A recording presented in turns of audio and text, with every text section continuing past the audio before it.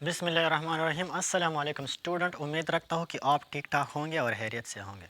Student, आज हमारा topic है electric field and it's intensity के बारे में। यानी आज हमारा टॉपिक इलेक्ट्रिक फील्ड और इसकी इंटेंसिटी यानी शिद्दत और स्ट्रेंथ के बारे में है। ठीक है, तो आज हम इसके ऊपर बात करेंगे कि इलेक्ट्रिक फील्ड क्या होता है और इसकी इंटेंसिटी शिद्दत यानी स्ट्रेंथ क्या होता है। तो टॉपिक शुरू करने से पहले मैं जो है ना आप लोगों को थोड़ा सा इसकी हिस्ट्री के बारे में बता देता हूँ, तारीख़ के बारे में बता देता हूँ कि इलेक्ट्रिक फील्ड या फील्ड का कंसेप्ट जो है ना किसने दिया था।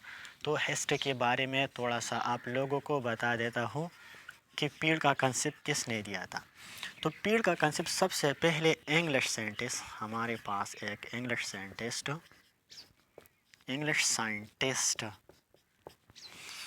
इस जिसका नाम क्या था, Michael Faraday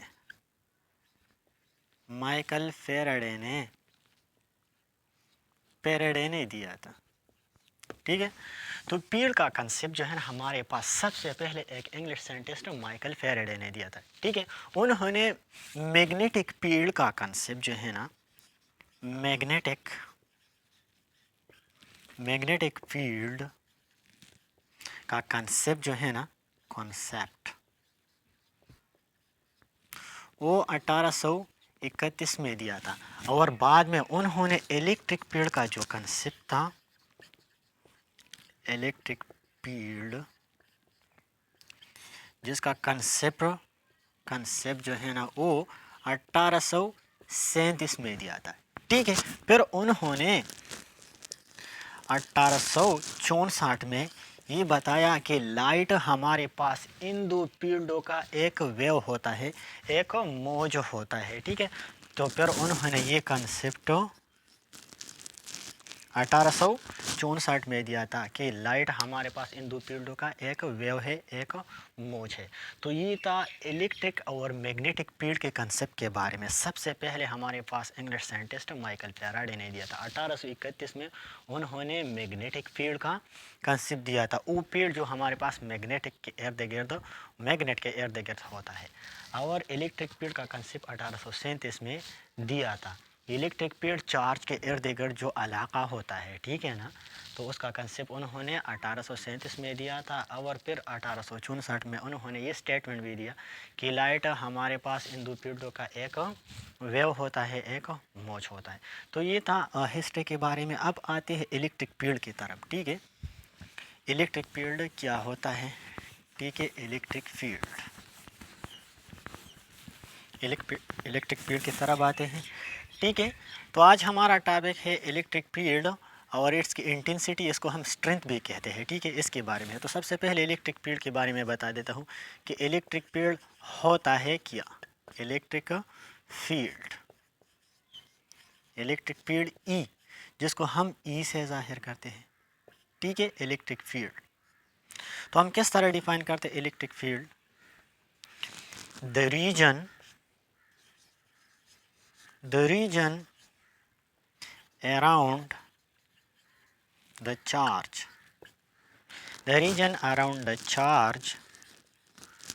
Q where electric effect can be felt is called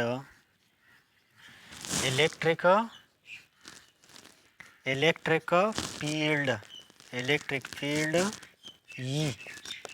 किस तरह हम डिफाइन करते हैं, the region around the charge क्यों where electric effect can be felt is called electric field. यानी किसी चार्ज के इर्द गिर्द वो इलाका जहाँ पर इलेक्ट्रिकल असरा जो है ना महसूस की जा सकते हैं, वो हमारे पास होता है इलेक्ट्रिक फील्ड। ठीक है, चार्ज जो है ना, चार्ज के ऊपर जो है ना मैंने पहले जो है ना टॉपिक दिया है कि चार्ज हमारे पास किसी जिस्म का एक इंट्रिंसिक प्रॉपर्टी होता है, किसी मैटर का एक इंट्रिंसिक एक ज़ाती प्रॉपर्टी होती है। ठीक है, अब इस चार्ज के इर्द गिर्द हमारे पास एक इलाका होता है, खास इलाका होता है। जब हम किसी दूसरे चार्ज को इस इलाके में लाए तो वो इस पर जो है ना फोर्स लगाता है फील्ड की वजह से, तो वो इलाका हमारे पास क्या होता है, इलेक्ट्रिक फील्ड होता है। ठीक है, आइए एक मिसाल से समझा देते हैं। मिसाल के तौर पर हमारे पास एक चार्ज है, मैंने एक पॉजिटिव चार्ज क्यों ले लिया। अब इस चार्ज के इर्द गिर्द जो है ना अपना एक फील्ड होगा, एक इलाका, खास इलाका होगा। ठीक है, इस चार्ज से इस जगह तक इसका एक खास इलाका होगा, फील्ड, जिसको हम फील्ड कहते हैं। जब हम किसी छोटी सी चार्ज को, फॉर एग्ज़ाम्पल मैंने एक चार्ज ले लिया, छोटा सा स्मॉल अमाउंट में चार्ज लिया पॉजिटिव, और मैं आहिस्ता आहिस्ता इस चार्ज के करीब आया। जब मैं यहाँ पर पहुँचा तो इस चार्ज ने, इस सोर्स चार्ज ने इस चार्ज पे जो है ना छोटी स्मॉल अमाउंट ऑफ चार्ज जो है ना इस पे एक रिपेल्सिव फोर्स लगाया। ठीक है, तो इससे पता चलता है कि इस चार्ज का इफेक्ट जो है ना इतनी इलाके तक होता है। ठीक है, तो ये इलाका हमारे पास क्या है, इलेक्ट्रिक फील्ड है। जब चार्ज यहाँ पर था तो इस पर कोई फोर्स असर नहीं करता था, जब यहाँ पर था, लेकिन जब मैंने इस बाउंड्री को क्रॉस किया, ठीक है, जब मैंने इस बाउंड्री को क्रॉस किया तो इसकी चार्ज की फील्ड की वजह से इस पर एक कुव्वत लगा, एक फोर्स लगा रिपल्सिव, और इस चार्ज ने इस छोटी चार्ज यानी टेस्ट चार्ज को किया दिया, एक धक्का दिया। तो इससे हमें पता चला कि इस चार्ज का फील्ड यहाँ से यहाँ तक होता है, यानी इसके इर्द गिर्द अराउंड एक स्फेरिकल इलाका होता है। ठीक है, एक स्पेस में जब हम इस इलाके में किसी और चार्ज को लाए, फॉर एग्जांपल मैंने टेस्ट चार्ज लाया, ठीक है, यहाँ पर, तो इस पर ज़रूर फोर्स लगाएगा, और ये इलाका हमारे पास क्या होगा, इस चार्ज का क्या होगा, फील्ड होगा, इलेक्ट्रिक फील्ड होगा। अब ये हमारे पास जिस चार्ज का हम फील्ड स्टडी कर रहे हैं, मुआयना कर रहे हैं, वो हमारे पास होगा सोर्स चार्ज। ये है सोर्स चार्ज। ठीक है, और जिसकी मदद से हम किसी दूसरी चार्ज का फील्ड जो है ना टेस्ट कर रहे हैं, इसका मुआयना कर रहे हैं, वो हमारे पास होता है टेस्ट चार्ज। तो यहाँ पर हमारे पास ये स्मॉल चार्ज क्या है, ये टेस्ट चार्ज है, यानी जिसकी मदद से हम किसी सोर्स चार्ज का फील्ड टेस्ट कर देते हैं। ठीक है, तो ये होता है हमारे पास टेस्ट चार्ज, और ये हमारे पास होता है सोर्स चार्ज, जिसकी फील्ड जो है ना हम टेस्ट कर रहे हैं, और जिसकी मदद से टेस्ट कर रहे हैं वो टेस्ट चार्ज ही होगा। मैंने टेस्ट चार्ज को क्यू नॉट से जाहिर किया और सोर्स चार्ज को क्यू से जाहिर किया। ठीक है, तो इसी तरह हमारे पास नेगेटिव चार्ज का इर्द गिर्द जो है ना भी अपना एक फील्ड होता है, अपना एक इलाका होता है। ठीक है, जब हम किसी नेगेटिव या पॉजिटिव चार्ज जो है ना इसके इलाके में ले आए, तो ये चार्ज जो है ना अपनी फील्ड की वजह से दूसरी चार्ज पर क्या करेगा, फोर्स लगाएगा, कुव्वत लगाएगा। ठीक है, अगर चार्ज नेगेटिव हो तो अपनी तरफ खींचेगा, अगर चार्ज पॉजिटिव हो, सॉरी, अगर चार्ज नेगेटिव हो तो धकेलेगा, क्योंकि ये भी नेगेटिव है, धकेलेगा, और अगर चार्ज पॉजिटिव हो तो अपने तरफ अट्रैक्ट करेगा। ठीक है, तो पॉजिटिव चार्ज का और नेगेटिव चार्ज का अपना एक फील्ड होता है, एक इलाका होता है, जिसकी वजह से, उस फील्ड की वजह से ये चार्ज जो है ना किसी एक खास इलाके तक दूसरी टेस्ट चार्ज पर जो है ना एक फोर्स, एक कुव्वत लगाता है, और वो इलाका हमारे पास क्या होता है, इलेक्ट्रिक फील्ड। ठीक है, इलेक्ट्रिक फील्ड होता है। अब आते हैं कि इलेक्ट्रिक फील्ड हमारे पास किस तरह क्वांटिटी है, ये कैसी क्वांटिटी है इलेक्ट्रिक फील्ड। ठीक है, तो क्वांटिटी की तरफ आते हैं कि इलेक्ट्रिक फील्ड हमारे पास कैसी क्वांटिटी है। क्वांटिटी, ये कैसी क्वांटिटी, इलेक्ट्रिक फील्ड हमारे पास होता है वेक्टर क्वांटिटी। क्यों वेक्टर क्वांटिटी है, वेक्टर क्वांटिटी हम उस क्वांटिटी को कहते हैं जिसके मैग्नीट्यूड के साथ साथ इसका एक खास डायरेक्शन भी हो। ठीक है ना, एक खास डायरेक्शन में वो जो है ना अमल भी कर रहा हो। ठीक है, तो यहाँ पर इलेक्ट्रिक फील्ड जो है ना हमारे पास वेक्टर क्वांटिटी, कैसी वेक्टर क्वांटिटी, क्योंकि ये टेस्ट चार्ज पर बाहर की तरफ जो है ना एक फोर्स लगाता है, या नेगेटिव चार्ज पर जो है ना, नेगेटिव चार्ज पर अपनी तरफ एक फोर्स लगा देता है, अट्रैक्ट कर देता है। ठीक है, तो इसकी वजह से हमारे पास फील्ड जो है ना एक वेक्टर क्वांटिटी है। ठीक है, इसका अपना एक खास डायरेक्शन होता है इलेक्ट्रिक फील्ड का, इसलिए हमारे पास इलेक्ट्रिक फील्ड एक वेक्टर क्वांटिटी होता है। ठीक है, अब आते हैं इलेक्ट्रिक फील्ड स्ट्रेंथ और इंटेंसिटी के बारे में। इलेक्ट्रिक फील्ड स्ट्रेंथ और इंटेंसिटी, इसको हम इंटेंसिटी भी कहते हैं और स्ट्रेंथ भी कहते हैं और ई से ज़ाहिर करते हैं, ठीक है, ई से। इलेक्ट्रिक फील्ड स्ट्रेंथ क्या होता है या इंटेंसिटी क्या होता है, तो हम डिफाइन कर देते हैं the electric force if per unit charge Q naught is called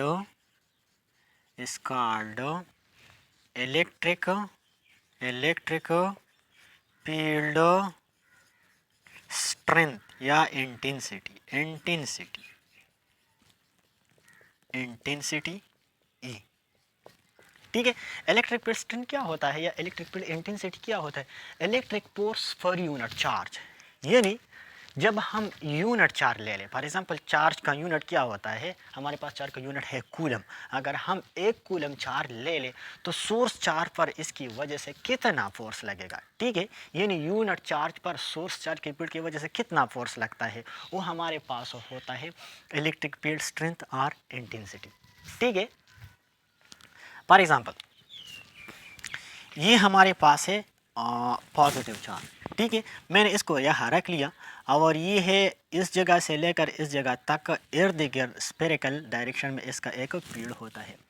अब मैंने एक टेस्ट चार्ज ले लिया, ठीक है, मैंने क्यों नॉट एक टेस्ट चार्ज ले लिया और मैंने टेस्ट चार्ज जो है ना इसके इलाके में लाया, इसकी फील्ड में लाया, तो अब देखता हूँ कि ये सोर्स चार्ज जो है ना अपने फील्ड की वजह से इस टेस्ट चार्ज पर कितना फोर्स लगा देता है, ठीक है, मैंने इसको यूनिट ले लिया है, ठीक है, यूनिट, मैंने इसको एक यूनिट ले लिया, फॉर एग्जांपल मैंने इसको 1 माइक्रो कूलम जो है ना ले लिया है, ठीक है, यानी इंतहाई कम चार्ज मैंने ले लिया है। अब देखता हो कि इस चार्ज पर, इस टेस्ट चार्ज पर ये सोर्स चार्ज अपनी फील्ड की वजह से कितना फोर्स इस पॉइंट पे लगाता है, तो हमारे पास होगा electric field strength of the source charge का जो है ना इलेक्ट्रिक फील्ड स्ट्रेंथ या इंटेंसिटी होगा, यानी इसका ताकत होगा यूनिट चार्ज पर, ठीक है। अगर हम इस चार्ज को यहाँ पर लाओ तो स्ट्रेंथ और भी ज़्यादा होगा, अगर यहाँ पर लाओ तो आहिस्ता आहिस्ता जो है ना स्ट्रेंथ ज़्यादा होता जाएगा और अगर दूर जाओ तो कम होता जाएगा, ठीक है। अब अगर मैं इस टेस्ट चार्ज को क्यू नॉट से जाहिर करूं और इस पर लगने वाले फोर्स जो है ना, फोर्स इसको इफ से जाहिर कर लूँ और इलेक्ट्रिक फील्ड जो है ना इसका ई से जाहिर कर लूँ, तो हमारे पास मैथमेटिकल फॉर्म किस तरह बनेगा, मैथमेटिकल इक्वेशन किस तरह बनेगा इलेक्ट्रिक फील्ड इंटेंसिटी या स्ट्रेंथ का, ठीक है, यानी ये सोर्स चार्ज और इस टेस्ट चार्ज पर फोर्स लगाते हैं अपनी फील्ड की वजह से, ठीक है, तो इलेक्ट्रिक फील्ड स्ट्रेंथ हम ई से जाहिर करते इंटेंसिटी, तो मैं इस तरह लिखूंगा electric force divide by per unit charge, ठीक है। अब ये किस तरह बनेगा, इलेक्ट्रिक फोर्स हम एफ से जाहिर करते हैं और यूनिट चार्ज जो है ना वो क्यू नॉट से जाहिर करते हैं, तो हमारे पास इक्वेशन इस तरह बना। इक्वेशन नंबर फर्स्ट हमारे पास है equation of electric field strength और इंटेंसिटी, यानी हम डिफाइन करते हैं electric force per unit charge इसकी वजह से, ठीक है। हम इस इक्वेशन को इस तरह भी लिख सकते हैं F is equal to q naught E, यानी मैंने दोनों तरफ क्यू नॉट को मल्टीप्लाई किया, तो ये है हमारे पास इक्वेशन नंबर 2, ठीक है।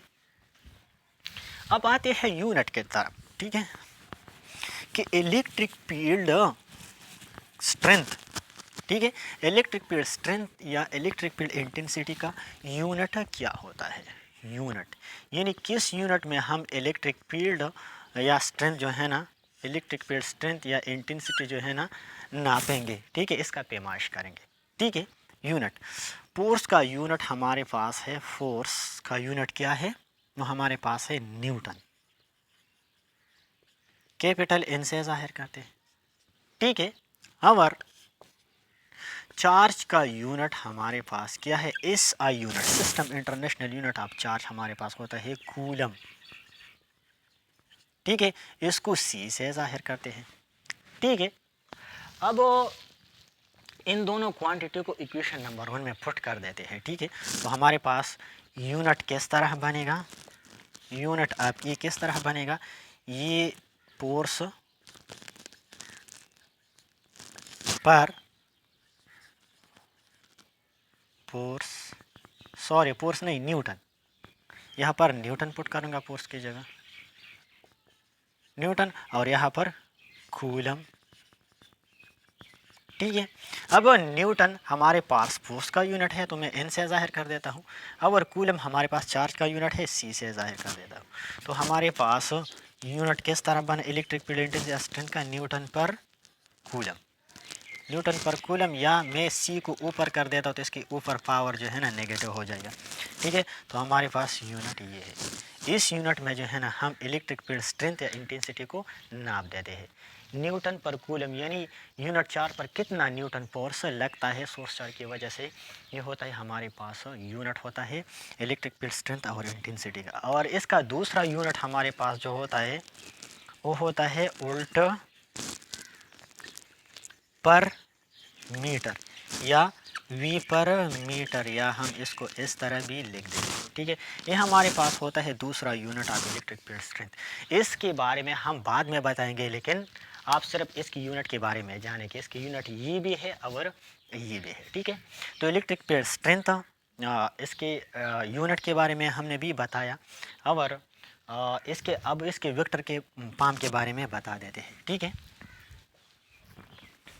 ठीक है, अब वेक्टर पाम के बारे में बता देते हैं। ठीक है, जैसा कि इलेक्ट्रिक फील्ड हमारे पास एक वेक्टर क्वांटिटी है, तो हम इक्वेशन नंबर फर्स्ट को वेक्टर पाम में किस तरह लिखेंगे, हम इसको इस तरह लिखेंगे। ठीक है, ई इसके ऊपर तीर लगाएंगे। ठीक है, इस तीर का मतलब है वेक्टर, क्योंकि इलेक्ट्रिक फील्ड स्ट्रेंथ हमारे पास वेक्टर क्वांटिटी है, तो मैं इस तरह लिखूंगा F vector by Q not. ठीक है, और यहाँ पर एक यूनिट वेक्टर लगाऊंगा। यूनिट वेक्टर जो है ना इलेक्ट्रिक फील्ड स्ट्रेंथ या इलेक्ट्रिक फील्ड इंटेंसिटी के डायरेक्शन के बारे में बता देता है। यानी ये चार्ज जो है ना टेस्ट चार्ज पर रिपल्सिव फोर्स लगा देते, तो फोर्स का डायरेक्शन जो है ना क्यू से क्यू नॉट की तरफ होगा, तो मैंने इसको आर यूनिट वेक्टर से जाहिर किया। ठीक है, तो ये हमारे पास vector form of electric field strength और इंटेंसिटी। ठीक है, ये सब हमारे पास क्या था, इलेक्ट्रिक फील्ड स्ट्रेंथ और इसकी इंटेंसिटी और इसकी यूनिट के बारे में था। ठीक है, अब इसके बाद आते हैं इलेक्ट्रिक फील्ड लाइंस।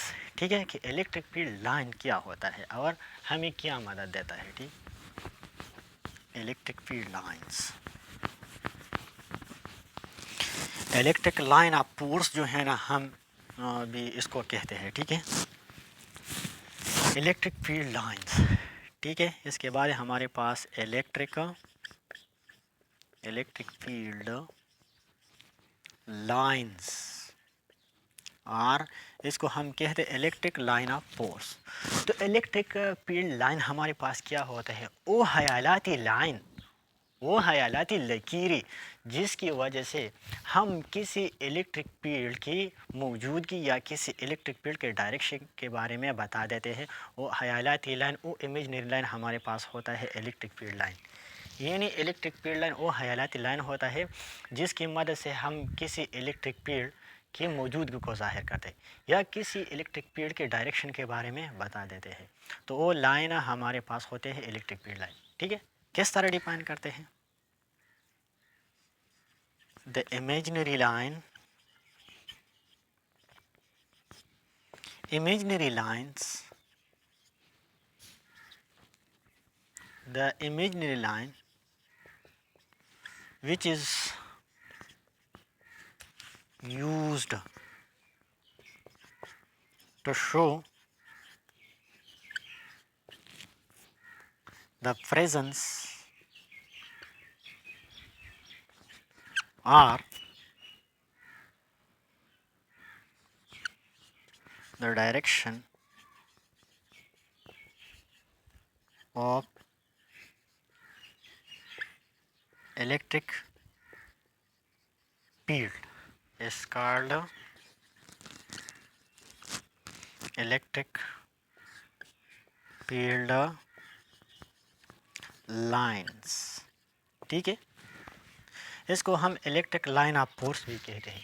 यानी the imaginary line which is used to show the present और एग्जिस्टेंस, एग्जिस्टेंस भी हम इसको कहते हैं, एग्जिस्टेंस मौजूदगी, किसी इलेक्ट्रिक फील्ड के एग्जिस्टेंस या डायरेक्शन के बारे में हमें बता देता है, तो वो होता है इलेक्ट्रिक फील्ड लाइन, यानी वो हयालाती लाइन। ये लाइन हकीकत में मौजूद नहीं होती, लेकिन ये हमें जो है ना एक हयाली तौर पर खींच देते हैं, ठीक है। और इससे हम इलेक्ट्रिक फील्ड की मौजूदगी को ज़ाहिर करते हैं, ठीक है। यानी इलेक्ट्रिक फील्ड को ज़ाहिर करने के लिए इलेक्ट्रिक फील्ड लाइन जो है ना इस्तेमाल होते हैं, ठीक है। अब हमारे पास दो किस्म के चार्ज होते हैं, एक पॉजिटिव होता है और एक नेगेटिव होता है। अब पॉजिटिव चार्ज से जो है ना जो इर्द गिर्द इलेक्ट्रिक फील्ड होता है वो हम इस तरह ज़ाहिर कर देते हैं, ठीक है। ये है हमारे पास इलेक्ट्रिक फील्ड लाइन। ये लाइन जो मैं ड्रा कर देती, खींच देता हूँ, ये यानी ये लाइन हम ये बता देता है कि electric field line positive charge से जो है ना बाहर की तरफ होता है, यानी इसका डायरेक्शन जो है ना पॉजिटिव चार्ज से बाहर की तरफ होता है, रेडियली आउटवर्ड है, यानी स्पेस में जो है ना ये फैलते हैं, ठीक है। पॉजिटिव चार्ज से बाहर की तरफ स्पेस में स्पिरिकली तौर पर जो है ना ये लाइन जो है ना फैल देते हैं, ठीक है। तो ये है रेडियली आउटवर्ड्स, ठीक है ना। ये जो है ना पॉजिटिव चार्ज से डाइवर्ज होते हैं ऑल डायरेक्शन में।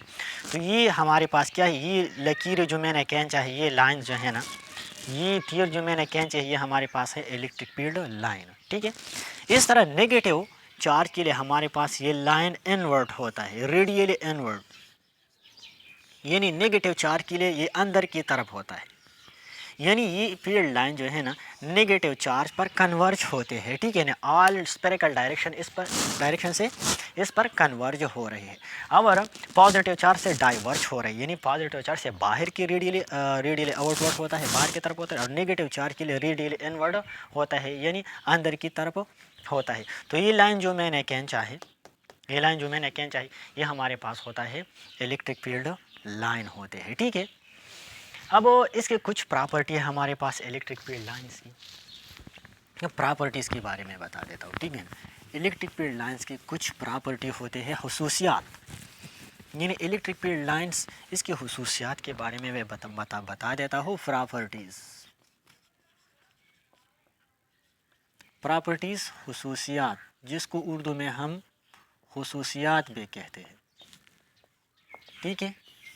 Properties of electric field line are हुसूसियात इलेक्ट्रिक फील्ड लाइन, यानी इलेक्ट्रिक फील्ड लाइन का क्या हुसूसियत होता है। तो एक हुसूसियत तो मैंने बताया कि पॉजिटिव चार्ज से इलेक्ट्रिक फील्ड लाइन जो है ना बाहर की तरफ होते हैं,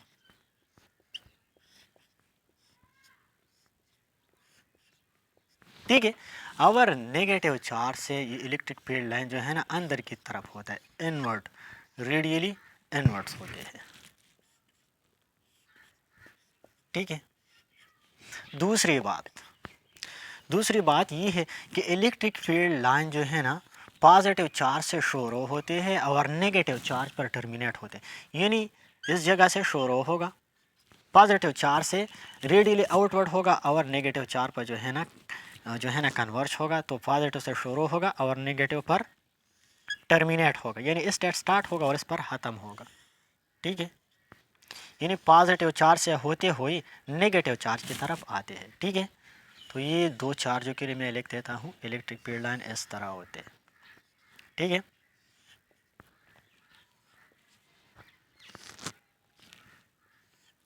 इस तरह होगा,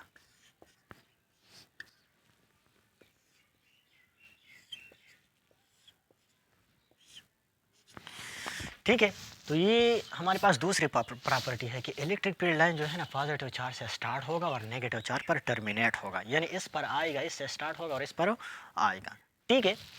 अब इसका एक खुसूसियत ये भी है कि हमारे पास पॉजिटिव और नेगेटिव चार्ज के दरमियान फील्डों का जो नेट इंटेंसिटी होता है, यानी नेट शिद्दत होता है, क़ुव्वत होता है, इन दोनों चार्जों की अकेली इंटेंसिटी की मजमू के बराबर होता है। यानी यहाँ पर जो नेट इंटेंसिटी होता है, नेट इंटेंसिटी शिद्दत, वो होता है स्ट्रॉन्ग, दोनों चार्जों के मजमूई इंटेंसिटी के बराबर होता है। यानी यहाँ पर इस चार्ज के जो इंटेंसिटी है फील्ड की और इस चार्ज की जो फील्ड इंटेंसिटी हो, यहाँ पर दोनों जो है ना सम होते हैं, ठीक है ना, पॉजिटिव प्लस नेगेटिव, यानी पॉजिटिव और नेगेटिव चार्ज का इंटेंसिटी जो है ना वो सम हो जाते हैं, ऐड हो जाते हैं।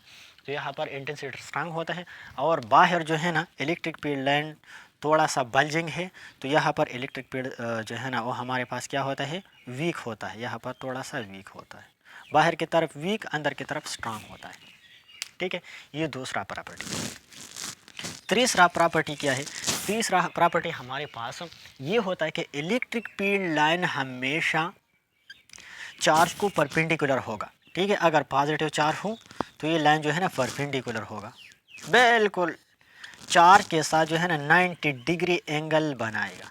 ठीक है, 90 डिग्री एंगल जो है ना हर तरफ जो है ना ये चार्ज के साथ बनाएगा। ठीक है, अगर पॉजिटिव हो अगर नेगेटिव हो।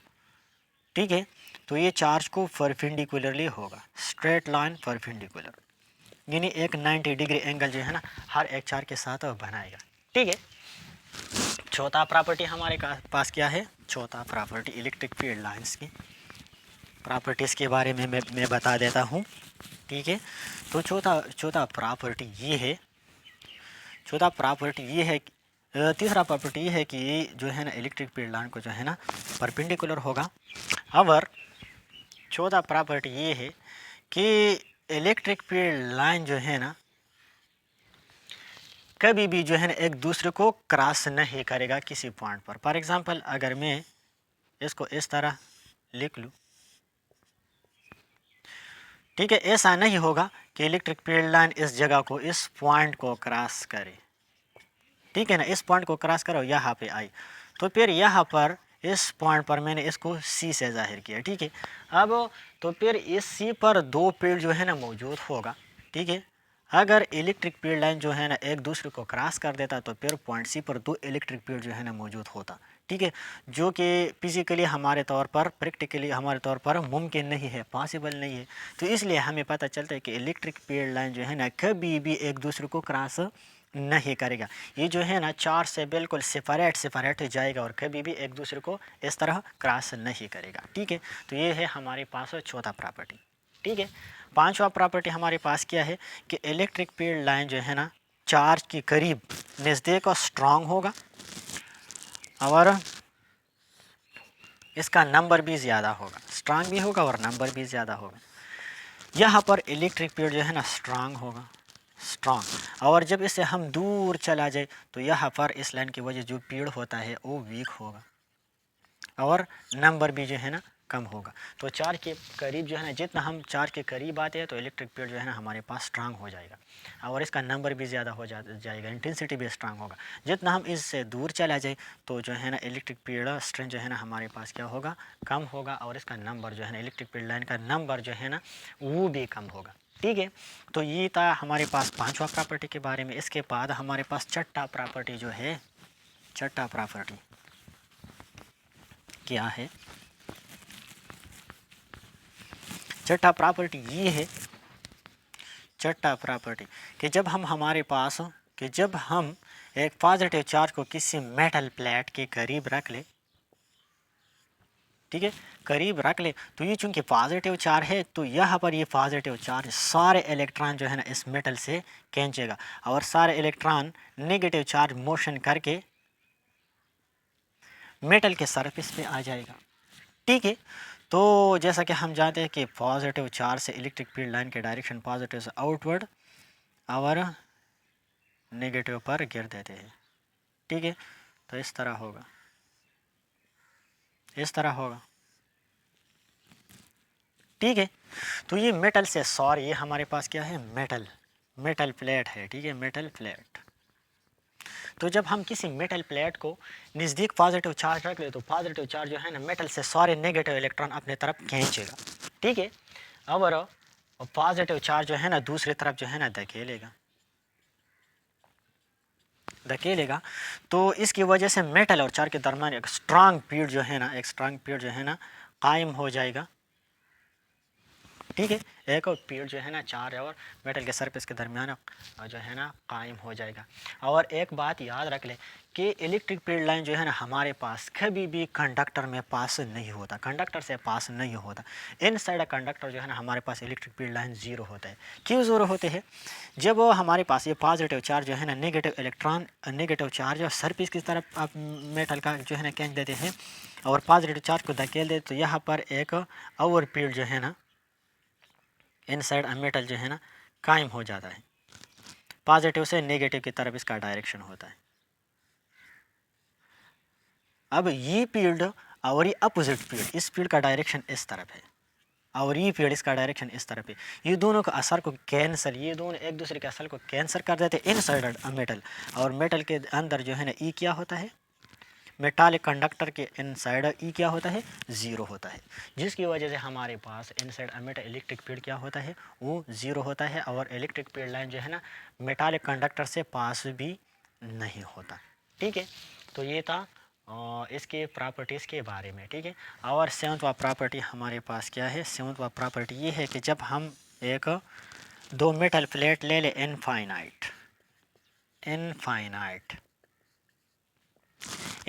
मेटल प्लेट ले लें। इनफाइनाइट का मतलब है कि प्लेट इतने बड़े होंगे कि इसका दरमियानी फासला जो है ना वो बहुत ही कम होगा इसकी लेंथ, इसकी प्लेट को लेंथ साइज़ के मुकाबले में। तो वो प्लेट जो है ना फिर इनफाइनाइट प्लेट तस्वर किए जाएंगे।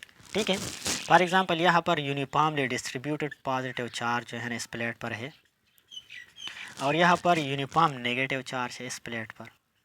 ठीक है, तो इलेक्ट्रिक फील्ड जो है ना पॉजिटिव से नेगेटिव की तरफ होगा, strong inside uniform strong electric field होगा। तो प्लेट के अंदर जो है ना इलेक्ट्रिक फील्ड स्ट्रॉन्ग और यूनिफॉर्म होगा, स्ट्रॉन्ग एंड यूनिफॉर्म, क्योंकि मैंने प्लेट जो है ना यूनिफॉर्म चार्ज की है। अब जब हम प्लेट के एंड पर आ जाए तो यहाँ पर प्लेट जो है ना ये इसके एंड है, तो यहाँ पर ये फील्ड जो है ना यूनिफॉर्म नहीं होगा, थोड़ा सा बल्जिंग आउट होगा, इस तरह होगा दोनों तरफ। इस पर भी थोड़ा सा बल्जिंग आउट होगा और इस तरफ भी थोड़ा सा बल्जिंग आउट होगा। इस बल्जिंग आउट फील्ड को हम कहते हैं fringing electric field, fringing electric field. और ये फ्रिंजिंग इलेक्ट्रिक फील्ड जो कि प्लेट के एंड पर आता है, ये हमारे पास वीक होता है इनसाइड जो यूनिफॉर्म इलेक्ट्रिक फील्ड होता है। ठीक है, तो इसके मुकाबले में ये फील्ड क्या होता है, वीक होता है और इसको हम कहते हैं फ्रिंजिंग इलेक्ट्रिक फील्ड। ठीक है, जैसे कि मैंने पॉजिटिव और नेगेटिव के दरमियान जो है ना फील्ड के बारे में बताया। अब अगर हम दो चार्ज ले लें, फॉर एग्जांपल अगर मैंने दो पॉजिटिव चार्ज लिया, दोनों पॉजिटिव, यहाँ पर तो मैंने एक नेगेटिव एक पॉजिटिव ले लिया है, तो अब अगर हम दो पॉजिटिव चार्ज ले लें तो फील्ड जो है ना एक दूसरे को रिपेल करेगा, क्योंकि पॉजिटिव चार्ज जो है ना एक दूसरे को रिपेल करते, तो इसलिए पॉजिटिव फील्ड लाइन जो है ना एक दूसरे को रिपेल करेगा और इस तरह होगा। ठीक है, हमारे पास इस तरह होगा। ठीक है, यहाँ पर इसका अंदर जो दरमियान वाला जो पॉइंट है ये मैंने सी से जाहिर किया। यहाँ पर फील्ड क्या है, यहाँ पर हमारे पास फील्ड होता है ज़ीरो। इस ज़ीरो फील्ड वाले इलाके में एक इलेक्ट्रिक फील्ड लाइन जो है ना मौजूद नहीं होता, क्योंकि एक दूसरे को रिपेल कर रहे हैं। और इस इलाके को हम कहते हैं न्यूट्रल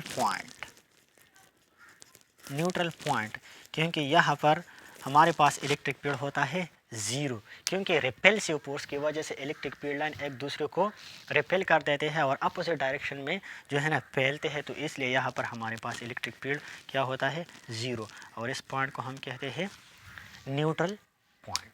तो ये सब कुछ था हमारे पास इलेक्ट्रिक फील्ड, इसकी हिस्ट्री, इलेक्ट्रिक फील्ड और इसकी इंटेंसिटी और इस इलेक्ट्रिक फील्ड लाइन और इसके प्रॉपर्टी के बारे में। ठीक है, तो उम्मीद रखता हूँ कि आप लोग समझ चुके होंगे। अगर फिर भी किसी स्टूडेंट का कोई क्वेश्चन हो तो आप मुझसे जो है ना कमेंट सेक्शन के बारे में पूछ देते हैं। Thank you so much.